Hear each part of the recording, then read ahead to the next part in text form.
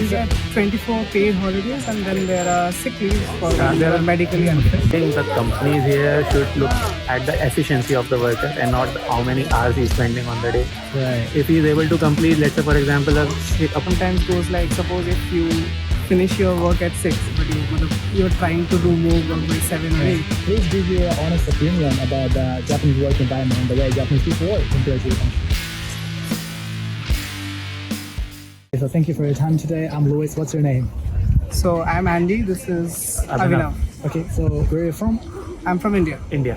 Okay, so are you traveling Japan? Yeah. Yeah. How long do you plan to stay here? 10, 11 days mostly. 10, 11 days. Yeah. Okay, and I will ask you some questions about the work environment in your country. Are you an employee or self-employed? We are service employees. We are work in corporate environment. Work for the company. Yeah. And what's your job?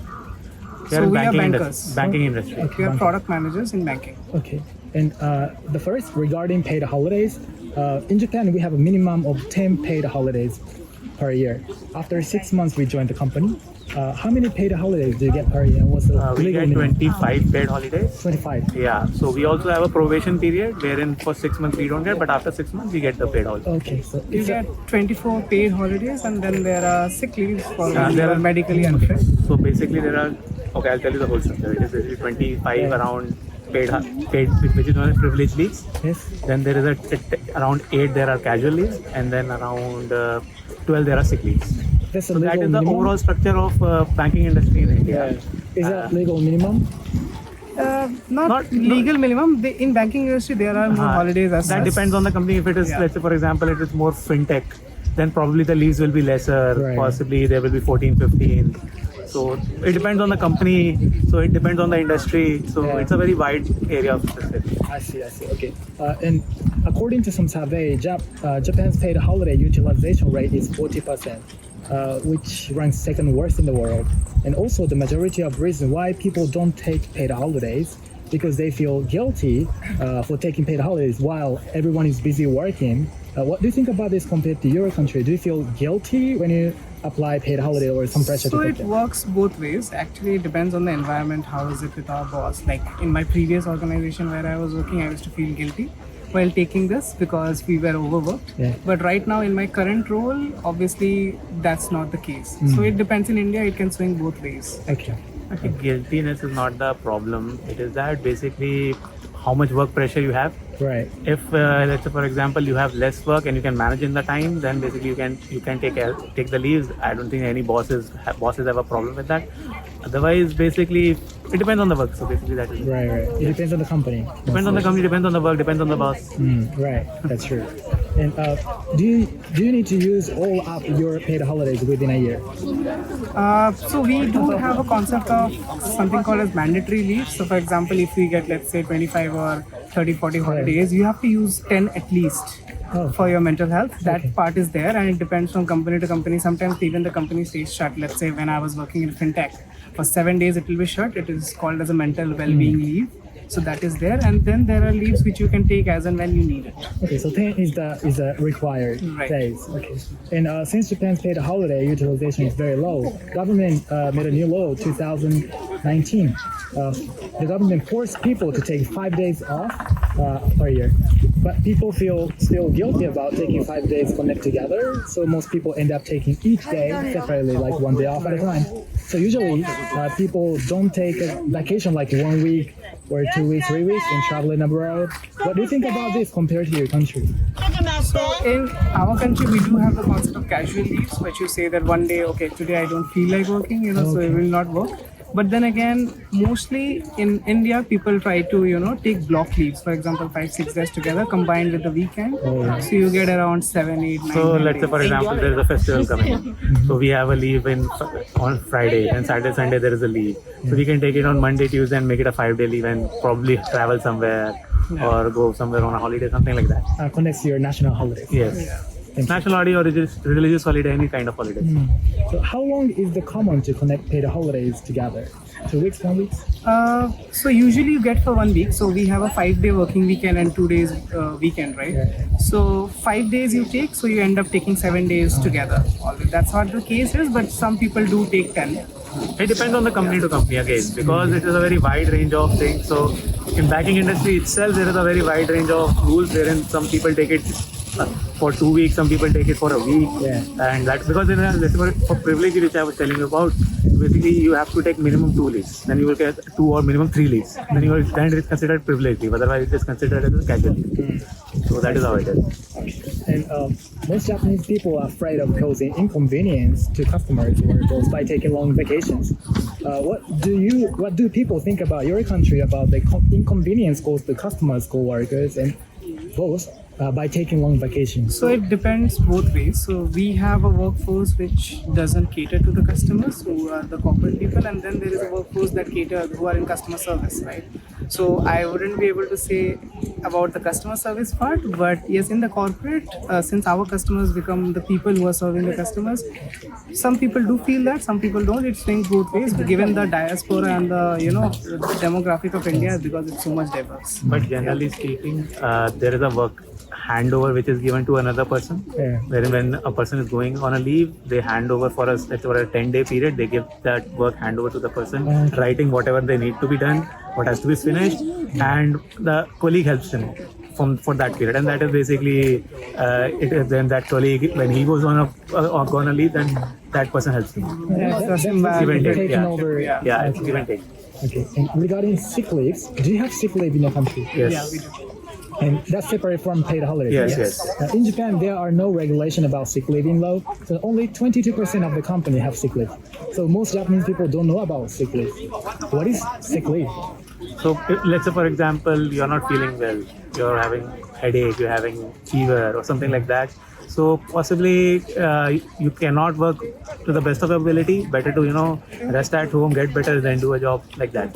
So if you are unwell, let's say today I have a headache and I cannot work, so one day I'll take a leave. But if you take, let's say you get a fever, which is a very bad fever, and it ends up being 3 days, then you have to show your medical certificate, but you will get paid time off in it.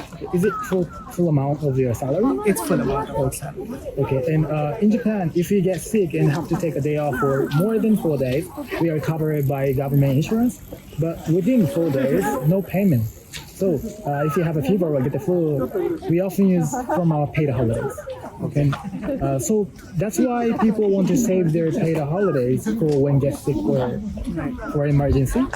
Please give your honest opinion about this. What would you do if your country or company had the same system? I mean, then I am a bit tight, right? Then I have to use only. I have to save up for emergency, because Right. you can't predict that when it will happen, when the disaster will strike. So you cannot take your leaves, as much as you want or as much as you need, because what you'll do, you'll try to save it for the future emergencies which might come, because you'll get financial hit. So it is better that we get that leave, because in India also, when we take all the leaves, then there is leave without pay. Right. But that is after you have completed all the leaves, which is your privilege leave, casual leave, and sick leave. Once you're done with all the leave, then only you get basically your leave without pay. But normally we have so much leave that we don't get that issue. I see. Okay. And do you work overtime often? Sometimes Again, if depends. required. It depends on the work which is there. If for example, our work is, we need to deliver something on a time basis and it is not finished yet, then basically we might have to work it. But we are basically able to cover it up in the time period which is there. Given if there is a deadline, let's say Yeah. there is something very urgent, or since we work in a bank, right? If there is something regulatory and it needs to be done by tomorrow, then you might have to end up staying late. Right. But usually that's not the case. You do work within hours, so that's. So it's 8 hours a day and 5 days a week? So it depends from company to company. Sometimes if you are in a very small company which is trying to be big, Yeah. you do have to end up Right, putting more right. hours. So since I have worked in a corporate setup which is already a well-established company and a small setup, so it works both ways. It's about how much you want. So company has a regulation that you have to work from 9 to 5, let's say, but you can extend it if you want. Yeah. Given to in order to increase your performance or do even better than that. So some companies even have policies wherein they tell you that finish your work and go home. Yeah. Right. So basically, if you have finished at 3 o'clock, you can leave. So that is also there. It depends on the company, and so basically you cannot generalize it in a very the whole industry in a single sentence, because that is the problem. Because it is many rules, many companies, and many way of implementing those rules. So it is totally different. Is there low regulation about work overtime in your country?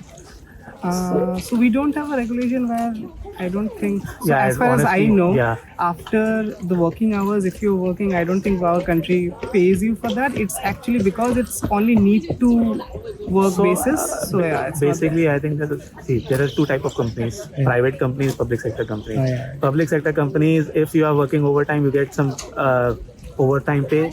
But in private sector companies, generally you don't get. Yeah. So that is a trend. I'm giving a very generalized answer. Possibly there are some private companies which might be giving. I'm not aware. Yeah, okay.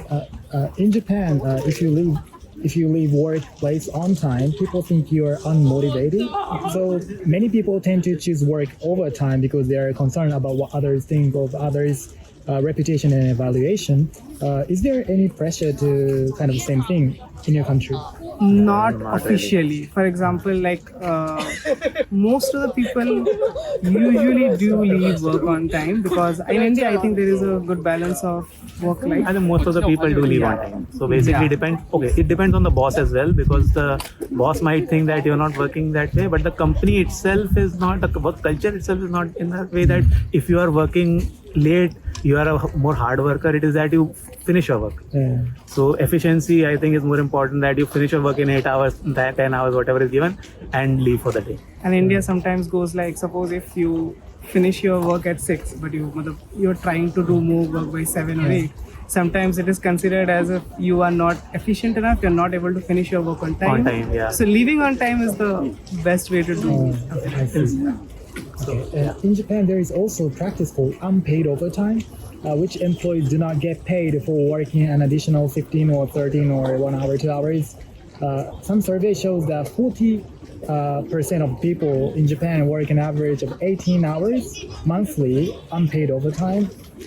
Is there any customs like that in your country, or have you heard from your family or friends? See, as Abhinav might have suggested earlier, right? It depends from company to company. Some companies do provide paid, overtime, Yeah. and some, because sometimes you're ending up working overtime only 2 days in a month.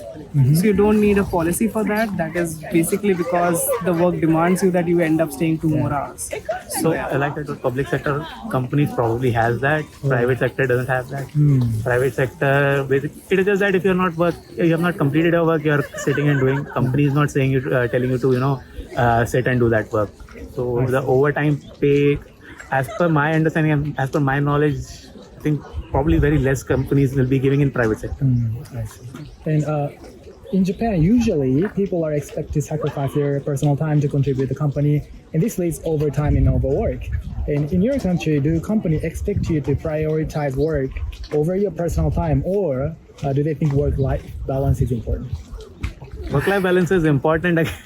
Okay, again, it is a very wide area of things here. Basically, again, it depends on the company, in which sector you are, in which industry you are. But generally, right now, what we are seeing is that a lot more priority is given on work-life balance. Some companies do not follow that. There are companies wherein the work is given importance. Wherein on Saturdays also they can call you, but we are seeing a trend that work-life balance is important to companies now. Okay. Last question. Please give your honest opinion about the Japanese work environment and the way Japanese people work compared to your country.